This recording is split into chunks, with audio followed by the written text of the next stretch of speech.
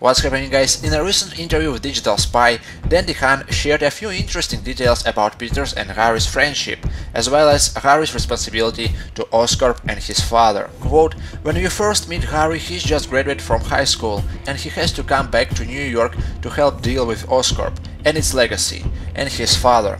He also sees Peter Parker for the first time in a long time. They were childhood friends, so it's really about Harry having a friendship with Peter and an allegiance to Peter, but also being the heir apparent to Oscorp and having to deal with that." Dan later added, quote, "It's becoming very obvious that all of these villains are originating from within Oscorp, in one way or the other. There are things that Harry feels he owes Peter, and things he needs from Peter. There are things he feels he needs from Spider-Man, and then there's his responsibility to Oscorp.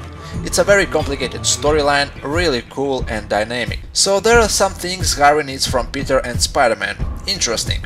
In terms of why would Harry require a help from Peter Parker, it's pretty clear. Norman is dying, he needs a cure, and the only person close enough to Richard Parker, a man who played a crucial part in Oscorp's cross-species researches, is his son, Peter. So perhaps Harry will try to find out whether Peter possesses any knowledge about his father's researches. I mean, Peter did help Connors with the formula after all.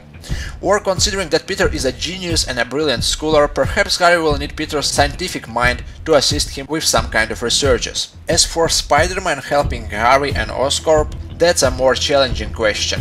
We do know that Electro will be captured by Oscorp, they give him the suit and will use him for their own purposes.